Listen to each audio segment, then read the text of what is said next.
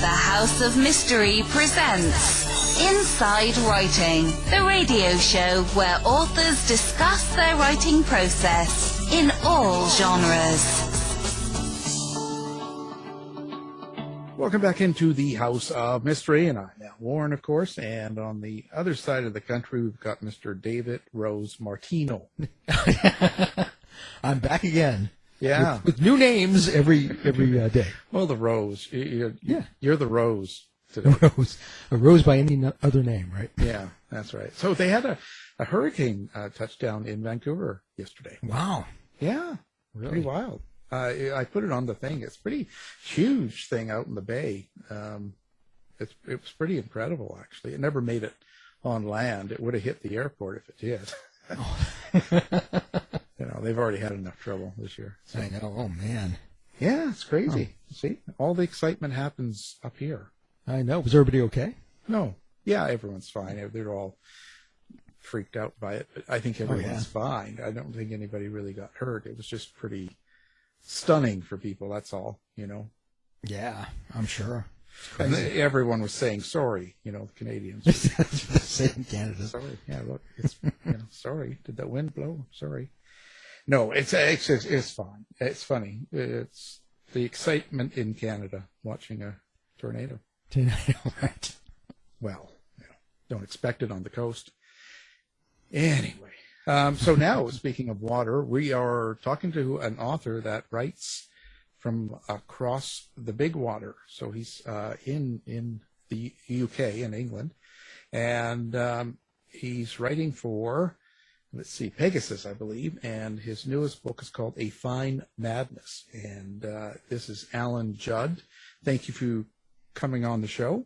Thank you. Well, so, Al, you spell your name correctly, finally. Yeah, it's very nice to meet someone else who does too, because there are too many with double L's, aren't there? Or E, or Y's, or U's.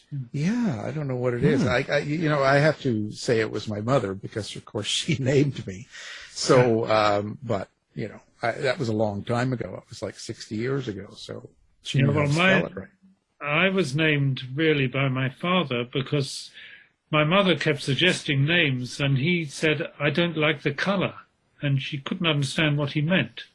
But he saw names in colours. Synesthesia, it's called, the condition. He thought everybody did. And he said Alan was a nice colour, rather like bacon. So that's me. You're Alan Bacon. Yeah.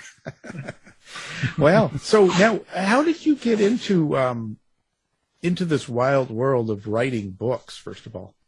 Well, I think it came on with puberty for me, I think, the urge to be a writer. And for some years, I thought I was going to be a great poet. And I had a friend who thought he was going to be a great artist. And we sit around in cafes and smoke his cigarettes and drink coffee. And we thought that's how it happened, that you became a poet or an artist. Or after a while, we realized we were on the wrong track. And so I just started writing and writing and writing. I wasn't finally published till I was in my 30s, and that was a book that I'd written in my 20s and put away for 7 years. Wow. And now, so you do mainly, it looks like you're doing all historical fiction? Is that kind of where you do? No, there are several of my books that are historical fictions, and it wasn't that I set out to write historical fiction. I just was interested in the events and the periods that I was writing about, so it just came about that way. No, they're not all historical fiction, but you're quite right, several of them are. What draws you to that? Is it sort of a fascination with things that happened? I think it is, really. There's so much that is extraordinary that has happened, and so much that appeals to the imagination. And very often it's things that are quite well known, but there are important elements that are unknown that is very appealing and very attractive, I think. In Marlowe's case, it was partly the fact that I saw him as a Dostoevskian sort of character, atheistic in days when that could get you into serious trouble, and of course the whole business of his death, in a fight that he had himself provoked. And a lot of mystery about it, a lot of conspiracy theories, where people thought he was really Shakespeare and all that sort of thing. It just intrigued me, and had done for decades before I ever sat down to write the book.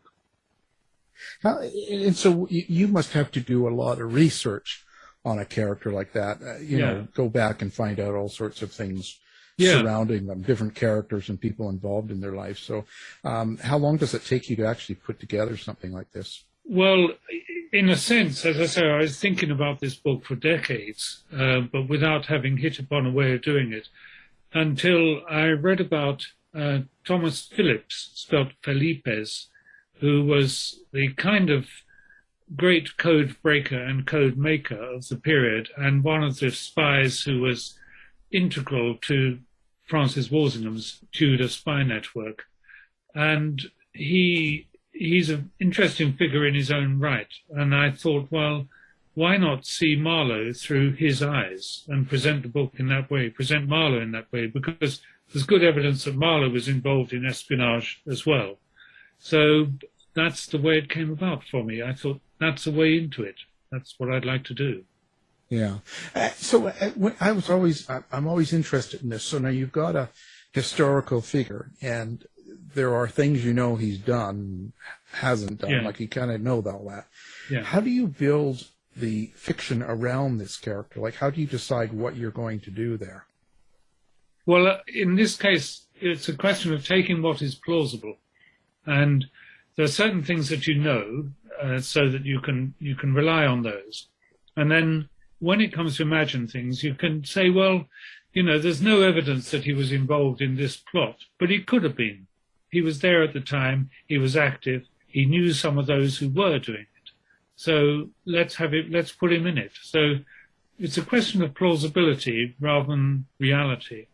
And it is a novel, of course. So as long as you make it clear that that's what you're doing, you're not saying this happened, you're just saying, just possibly this could have happened. Yeah, that's pretty interesting thought. How do people react to that? Like, as in historians, let's say, people that don't go into the fictional side of characters, and they actually write, let's say, about this person, more of a factual biography type thing. How do they react? Well, my experience has been that historians have been generally favorable so long as they're quite clear that you're quite clear that this is a novel. You're not saying this is history. And they quite like it when you do involve real history. And if you get it right, they like that even better. But generally, they've not been, at least not to me, been anti about it. I think it's a question of clarity. Say, this is a novel. I'm not saying this happened in the way that I'm writing it. Yeah, that's an interesting thought.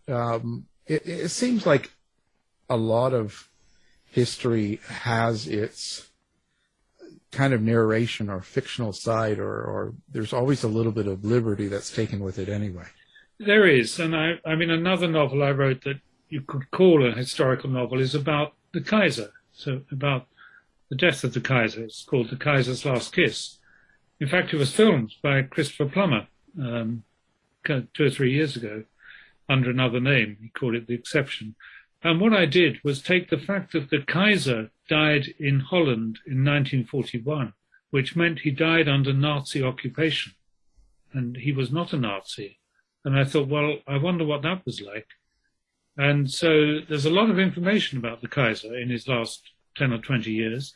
So I was able to draw on that to write this book about him, of this novel about him and his death particularly, but also inventing things a bit. I mean, for example, I discovered that Churchill had invited him or offered to get him out of Holland and to England if he wanted to, which was a pretty brave thing for Churchill to do because he was pretty unpopular in England. But he didn't want to come. So I decided, well, I will have Churchill issue that invitation to him, but he won't do it in the normal way that he did, which was via the British ambassador. I'll have him send a spy out to get to know the Kaiser, and she could suggest it to him. So that was the historical basis and that was a historical alteration. Wow. So do you take? I guess you don't really take a side politically or anything like that. There's no ambitions there to make them sound good or bad. No, not deliberately, but I think probably my fictitious Kaiser is a more sympathetic character than the real one was. I wanted to make him a kind of King Lear figure at the end of his life, and regretting some of what he'd done and seeing the Nazis as bad. And in some ways he did, but in other ways he was a pretty ambiguous sort of figure. And I suspect the real man was not the nice guy I have him end up as. Yeah. It's so hard to tell. Do you go through a lot of newspapers to find out things as well? Yeah, I read papers every day, but that's generally to do with current affairs, of course, unless you're going back in history and you're looking through newspaper libraries. But that tends to be very particular sort of stuff. I quite enjoy research. I'm reading about the 17th century at the moment because I'm thinking of doing a novel about Aphra Behn. Now, who's she, you might say? Well, so did I, really. But she was a late 17th century playwright, very successful, and she was a spy. And actually, the idea of doing something about her was suggested to me by the historian Professor Christopher Andrew. So, it's educative for me to read about these periods. Well, I'm just wondering, too, with Kaiser's Last Kiss being turned into a film, just wondering how that came about, and did you have any say in the film adaptation? I know writers usually don't, but I was just curious on that. Yes and no. Well, no, really, but it came about because there was a film producer over here who wanted to do it, and who, years ago, and paid me to write a script for it, which I did. He couldn't raise the money to do it because he'd been bankrupted a bit too often, I think. And then he died. But he'd got Christopher Plummer interested in playing the lead role as the Kaiser. And Christopher Plummer liked the idea and took on the option on the film. Wow. And had the option for quite a few years before he eventually got it made. But he had his own scriptwriter, and I had nothing to do with the production of it at all, or I didn't even go to the script or have any input go to the scene or any input into the script. So I would have done. It's not unusual. It's not unusual with films. A couple of my other novels have been filmed by the BBC, and in those cases I didn't write the script either, but I did have more of a relationship with the script writers who would ring and say, what do you mean by so-and-so, or do you think it's a good thing if we do such and such? So it's nice to be involved in some way. But a film is a film and a book is a book, and they're different things. Yeah.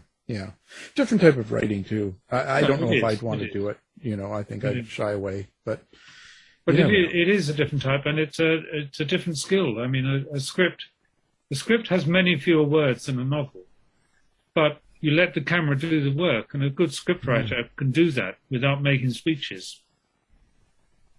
Yeah. So I'd be no good. I'm sure. Give it a go. Come on. No. No, After all, you've got the right name, so go on. Yeah, that's right. Yeah, that's what they say. One thing I find very curious, I'm a big watcher of history, and I don't mean the terrible, like, Learning Channel, History Channel, Discovery sort of thing. I'm more into the Smithsonian or more into curious sort of stuff, like more real history, right? And but I wonder if you think a lot of people have actually forgotten, or they don't realize what the world was like during, the Nazi time and Kaiser Wilhelm and stuff like that. Do you think that it's gone so far that a lot of the young generation doesn't really understand what happened and how many rationings there were and how many problems and what it was like to live? Because now, they're complaining about, wearing a mask, or they complain about just silly things and they like to throw that, oh, this is like being Nazi Germany, and it's because they can't go to a concert. That's right.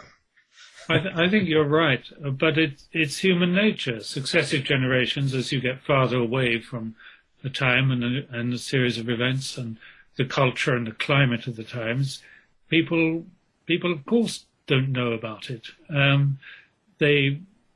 Some people are susceptible to being reminded, but other people just, I don't think they like to imagine it at all. But the first indication I had was years ago when I was researching for a non-fiction book. I went to a library, and the librarian there, who was a very helpful young lady, who'd put out quite a lot of work and, got things out that she thought I might like. But as we talked, I realized that she made no distinction between the First World War and the Second World War, and that to her, they were all the same. And I thought, yes, we are getting farther away, Yeah, and people of my generation could not know that. But. Well, I wonder if maybe it should be something they do in school more, be a little bit more thorough about this, but, who knows, So with this world of conspiracy as well, and there's a lot of alternative history and facts out there, are you worried about that as well, or do you make sure you're clear from that you are not that type of person? But it seems to be taking a hold in a lot of people. I think it is, and I suspect social media has a great deal to do with it. But essentially, lovers of conspiracy theories have existed for probably as long as humanity, and they don't stop, because every time you point out something that goes against the conspiracy theory, they simply widen the theory to include what you put against it. So in the end, they kind of die out. I mean, I don't know whether many people still believe that Elvis lives, but... Well, I think they've forgotten about him. He's out of the spotlight. They've probably forgotten. So that's what happens in the end. But, I mean, in more recent times, there were the conspiracy theories here about the death of Princess Diana. That she was really killed by MI6, the British Secret Service, at the request of the Duke of Edinburgh, which was just completely absurd. But there were people who believed it. Yeah, we just kicked the guy off the show that tried to tell us it was the Bilderbergs, right, and all that. But people love conspiracies. I think it's often attractive to think there's a conspiracy. It offers an explanation for what otherwise might be random or boring. Yeah, it gives them an answer to someone to dislike, the good person and the bad person, and that sort of thing. Makes it easier, I guess, cleaner. So when someone picks up A Fine Madness and they take it home and read it and stuff, at the end of the book, what is it you hope they take away from it? That's a difficult question. I hope they take away from it some reflection on life and death and what we are and what is worth taking seriously. I hope that's what they take away from it. But as I say, I thought of my conception of Christopher Marlowe was of him as a Dostoevskian character. And I went through a stage in my youth of reading, in a way, too much Dostoevsky. I almost read nothing but for a long time. I loved the intensity of it. And that was something that I tried to get into Christopher Marlowe, who, after all, was only 29 when he was killed. So still a young man and still quite intense. He hadn't reached cynicism and detachment. So I hope people would take away some sort of feeling that this could have happened like this, that they would realize that a lot of what's in it about the spying did actually happen, and that Marlowe himself offers us some sort of honesty, some sort of view of the world of being honest with yourself about things. That's my hope, but probably rather foolish. Well, how was it like to get into the mind of Thomas Phelippes and Christopher Marlowe? Could you hear their voices in your mind as you were writing? I wrote it. Yeah, I wrote it as Phillips's voice because it's written in the first person. Yeah. Phelippes, and of course you have to adjust your ear because we have, you see, examples of things that Phelippes actually wrote. So you've got something to go on there, and also, of course, we're talking of over 300 years ago, well over. So, although they speak a language that we would all get used to and recognize, you know, you've got to do something to show that it is different. It's not now. It wouldn't sound right to have them talking exactly as we talk. On the other hand, if you rendered them exactly as they talked, that would be a bit of a barrier for a lot of people. So it's a question of getting the tone right. And one of the things that I think we, in our times, find rather difficult is to get the tone of religious awareness that they had right, because religion for them was a bigger issue than it is for many people now. And you have to take account of that in how they saw the world. I wonder too, yeah, because in those times, when you look at Christopher Marlowe, not only was he an atheist, but I believe, wasn't he a homosexual as well? Possibly. I think probably. It's not known. There's no actual evidence that he was, but the way he writes about women characters and men characters tends you to think that he found men more attractive, physically attractive. And that there were stories about him at the time that, you know, he said that all they that love not tobacco and boys are fools. Remarks like that were, if he made them, were quoted.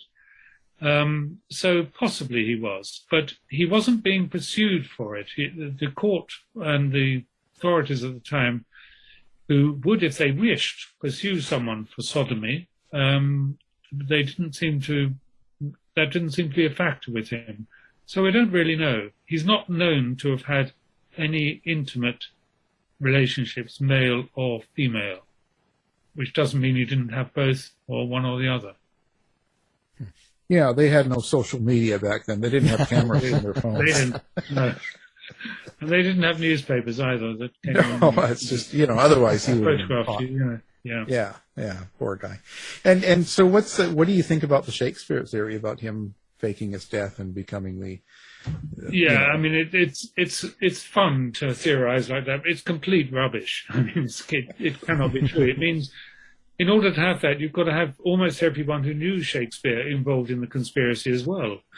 It just doesn't work. I mean, Marlowe and Shakespeare knew each other, and indeed they collaborated. And they were born in the same year, which is a remarkable coincidence. And Marlowe was the leading playwright at the time. I mean, Shakespeare was the up-and-coming one, but he wasn't on a par with Marlowe. And they collaborated on plays, and Shakespeare quotes from Marlowe in one or two of his plays. And the indications are that he greatly admired him. Yeah, it's pretty interesting. You can find out so much more when you go through it. Do you actually add fictional, completely made-up characters to the story as well? I have added one or two characters who are sort of fairly minor in the thing, but not major characters. The major ones I didn't need to, because the major ones are all there. All these people are just there, like Francis Walsingham and the man who killed Marlowe in this fight that Marlowe seems himself to have provoked. You don't need to make up. You know, there are just one or two minor characters that I inserted when I wanted something to happen. I mean, one thing about the one reason why there are so many conspiracy theories about Marlowe is that apparently murders in Elizabethan London are quite well documented. You would expect to find a coroner's report, and no one could find one for Marlowe, nor any indication of where he was buried. And so that encouraged theories to develop as time went on. And then in 1925, an American scholar, a Harvard man, called Leslie Hodson, who was a great Tudor scholar, made discoveries in the National Archive over here just by a bit of lateral thinking. Instead of thinking Deptford, which is where Marlowe was killed, which is now a suburb of London, he thought Deptford in 1593, that was in the county of Kent, so we need to look in Kent archives. And when he couldn't find the coroner's report, he thought, well, the man who killed Marlowe was pardoned, so there ought to be a pardon. So he went along and looked up the Kent pardons, and there it was, and that included the pardon and the coroner's report, with the names of the jurors and an account of how it all happened. I mean, a wonderful thing for a scholar to find. I mean, it must have been a wonderful moment for him. Yeah, wow. It's pretty amazing. When you add those minor fictional characters, how do you decide who they're going to be? How do you create that? Well, in a way, it's creating a fictional character is a bit like imagining an historical character. If you're doing the latter, you've got something to go on. You know how old they were, you know what they were doing. Sometimes you know what they looked like. But beyond that, you are imagining them. And a fictional character is just the same. You could think, oh, well, I will have this man as rather rough-looking, unkempt, with a red beard. And that's all you need to go on. It's not too difficult. But as I say, writing about historical figures and fictional figures is fairly similar. Yeah, that's pretty interesting. So what do you think that when you're doing something like this, I wonder if did you find out, or were you surprised by things that you found out about these characters? I was surprised by what I found out about Thomas Phelippes and how people lived then. And of course, this is all well known to historians. But if you were doing a job in government in those days, very often you didn't get any pay as such. You might be given rewards such as rights to customs dues, which you could then arrange as you chose. But very often people were having to fund things themselves or hoping for favours. And it was a pretty precarious existence. And I think the precariousness of their existence, even of quite well-off and well-to-do people, was a bit of a surprise for me. We're brought up with bureaucracies. We're often brought up by bureaucracies. Many of us work in bureaucracies. We take them for granted. But things were much more haphazard then, and it's hard to put yourself back into that mindset. Yeah, because you have to really go back into that time and really, make sure that your characters speak the way they should, or have the knowledge that fits the time, right? Otherwise, yeah, quite. And it's so easy to imagine them knowing things that actually they could not have known because it only became known in 1820 or something. So, yeah, you have to be constantly on your guard against that. It's it's not a problem. It's just an issue you have to take into account. Yeah, you have to get right into it. Otherwise you have your characters saying things that, are modern day time kind of verbiage, and it doesn't work. That's right. Yeah, I mean, you can't have, I do have William Shakespeare appear very briefly in the novel, but not named and only by implication. Because if you had a scene with, Christopher Marlowe and William Shakespeare, how does it go? Will you have a drink, Will? Sure, Chris, thanks. It just doesn't work, does it? You can only do it. You can only send it up. You can only do it in a funny way, like the film Shakespeare in Love, which is brilliant. I mean, in the way it sends it up. Yeah. But if you don't want to send it up, then you can't do it seriously. Yeah. Yeah. It becomes So now, if someone had never read any of your books before, which would you suggest that they pick up if there was just one book? Oh dear. I don't know. It would depend on what sort of thing they liked. If they liked historical fiction, then I'd list those that deal with historical fiction. If they like spy novels, I'd suggest they start with Legacy, which was the first spy novel I wrote. If they like things of action, military action, then I did one of those, my first novel, Breed of Heroes. If they like something that is more meditative about literature and life, then I'd say a novella I wrote called The Devil's Own Work, which was a result of my spending an evening with Graham Greene in his flat in the south of France. So, Yeah, I think it would depend on who they were, what they said they liked. Yeah.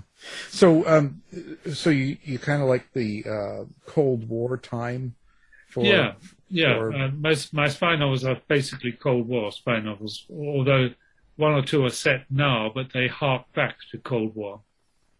Right. You do a realistic one, or are they kind of like James Bond? They're as realistic as I can make them, given that intelligence services in Western democracies, at least, are bureaucracies that generally don't go around bumping people off and have to answer to ministers and to budgetary pressures and all that sort of thing, and are subject to the law.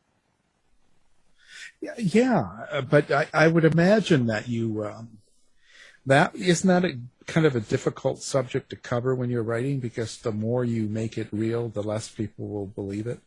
That is a problem, and I think a really great writer, if you look at, say, what Anthony Trollope did in the 19th century for the Church of England and cathedral closes and life in them and that sort of thing, a really great writer writing about intelligence bureaucracies would be able to do that, would make it interesting, not because it's about spying, but because it's about the people. That would be really interesting. But what people want when they pick up a spy book, a book about intelligence services, is they want spying. They want the mythology. They want it all. So it's a hiding to nothing to make it about spies, but without the spying. Yeah, it's just, aren't spies the ones that kind of can run around and kill 500 people in a second? Well, yeah, that's what people want, you see. So, I mean, one of the most successful spy writers at the moment is someone I know quite well, Mick Herron. Now, Mick's spies are, his spy world is completely unrealistic, but Mick knows that. And it doesn't matter. He's not trying to say this is real. He writes well, and he tells a good story, and it's funny. And the people in it are memorable. That's what people need in a novel. They want action, incident, character, humor. It's all there. You gotta have those lady agents that wear the big huge heels and they. Yeah, that's right. Yeah, right. Yeah, run around and jump building to building, and they never break a heel. I just don't know how they do it. And they've got to have stiletto smiles as well, haven't they? Yeah, they're perfect. To your heart. Yeah. Yeah. Well, that's. I just don't. But people. It's weird. I almost think that they really buy into a lot of that. They think these agents are perfect and they're not human. Yeah, that's right. And you realise that's. Intelligence organizations are staffed with human beings who are exactly the same as, let's say, people in NBC. Yeah. I'll say it. They're probably better, but... they're probably... They're not as ruthless, No, that's for sure. Yeah. Well, I don't have any button on my door to lock people in when I'm calling them up. Well, not yet anyway, but, that's because of the pandemic. That's interesting. So how do you, when you're writing a book like this, what kind of is, like you do a lot of the research, but how do you plan your writing time? Do you actually, can you log off and say, okay, well, from 10 to 2 today, I'm going to write because I've got nothing going on. And can you sit down and actually write? Yeah. I mean, most writers have a routine, and because it's routine that gets things done. Because you've got to get words on the page. And if you don't get words on the page every day and you just wait till I feel like it, it tends not to happen because the rest of life is just waiting to rush in and swamp you. So most writers either have, in my experience anyway, a number of words per day or a number of hours per day that they write. And when I was working full-time in the Foreign Office, my routine was that I had to write, I made myself write on 4 days out of 7. And I had a minimum amount to write each day. And the minimum was set deliberately low. So I had no excuse of not doing it. And my average was therefore slightly more. But if you can maintain that 4 days out of 7, week after week after week, at the end of a year, you've got, or less than that, you've got a full-length novel. Yeah. Does the world around you affect you when you write? So, like when the COVID's going on and all this strangeness, Well, in some ways, I mean, things like COVID was a boon in a way for writers because, you've got no excuse for not doing it. You sit at home and you get on with it. That was my experience anyway. But in other ways, it's things that are distracting. It's the normal things of life. Like if your writing doesn't earn you enough not to have a job or something, then the rest of life comes in and you've got to go to work and you just got to compartmentalize life, and details of life interfere.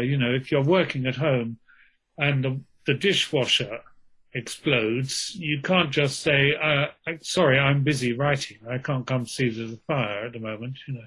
Yeah. You just have to, cope with other things and write when you can. So that's what I'm doing wrong. Yeah. I just leave the I'm sure you're dishwasher. doing it well. Yeah. A great novel is waiting to come out, Yeah. Oh, I doubt that. Just give it the chance. Let's give it a chance. Yeah. Yeah. See what happens. Yeah. See what happens. Nowadays anyway. Do you like the new publishing world, or the way Amazon and all the thousands of books that are being self-published that come out that? Well, I think it's a great boon for self-publishers, isn't it? Which used to be very difficult, but nowadays it's much easier for people to self-publish. And I think it's a good thing because amongst them, there will be some that are really worthwhile writing and reading, and that wouldn't have found a public otherwise. And Amazon, I'm ambivalent about. I know lots of people don't like it because it undercuts independent bookshops, and I can sympathize with that. But on the other hand, it makes things available so much more. You can look up on Amazon and say, is such a book still available? Can I get it? No, it's not in print. I can get it secondhand. And I think it's probably being a boon for the secondhand books market. Yeah. I think both ways. Yeah, I think there's good and bad to each of it. Yeah, there is. We just have to weed through all the garbage. Yeah. So what do you got planned next? Where do you go from here after? Well, what I'm thinking of, I'm still researching into Aphra Behn, this rather interesting lady who she was probably the first woman in Britain, when the first woman anywhere, I don't know, to make a living entirely out of her pen. And she was a well-known enough playwright to be buried in Westminster Abbey. I mean, she got on well, but she was also, as I say, a spy, and we have proof of her spying. And as far as we know, she married, but she married a Mr. Behn who disappeared. Now, whether they just parted or whether he died, no one knows. And she lived till she was 49, and she never seems to have got pregnant or got the pox, which in those days, was quite an achievement on both counts. And she was a generous, spirited person. And she probably never stopped talking either, I suspect. But, she was on the fringes of the court. She knew people like Nell Gwynn, Charles II's mistress, got on well with them. She's an interesting figure, and the more I found out about her, the more I'd like to write about her. But I haven't yet got a way in. But I'm waiting for a couple of books that may offer ways in. Yeah, it's not like you can call them.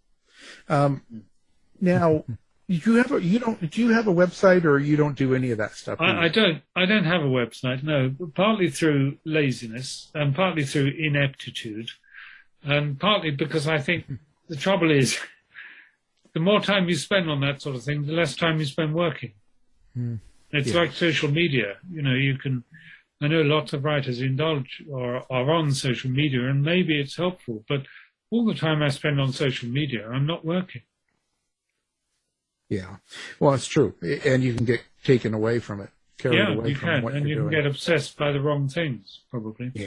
Yeah, and that's probably not a good thing. So, well, that's all right. We will have your website from the publisher up. Yeah. And promote you that way, and Amazon where we can't. So it all works out. Thank you. I really appreciate it. Hey, who do you like to read? Ooh. You know, or do you have inspiration in your type of writing? I'm fairly sort of promiscuous in my writing tastes. I like all sorts of people. As I say, I used to love Dostoevsky, Kafka, Thomas Mann, you know, continental writers like that. But not only those by any means. Patrick O'Brian, who wrote those naval stories set in the Napoleonic Wars. I knew Patrick and much liked his books. I like Lee Child's books, you know, the crime thriller. Right. I think he sells a book every 90 seconds, doesn't he, somewhere in the world, something like that, you know, which makes you grind your teeth. But in fact, he lives in the next village, or he has a house in the next village to me here in England, but I've never actually met him. And I think he writes very well, actually, and what he does is good. But I also, you know, if someone recommends something and it sounds good, then I'll read it and see. Yeah. I'm never not reading. I think that's very important for writers. You should always be reading. Yeah. Yeah. Oh, yeah, for sure. It's probably the best piece of advice to give to someone that I think it is. Yeah. Wanting to write, you know. Yeah, I think it is. Just read more. Yeah. Yeah, of course. Well, certainly been a pleasure. I'm glad you took the time. Yeah. Now, of course, who we're talking to today is Alan Judd, and his newest book is what we're kind of focusing on, but he's got a lot of great books. But the new book is called A Fine Madness. It is like the best book. You have to buy this. Okay? So thank you very much, Alan Judd. Thank you. Thanks, Alan.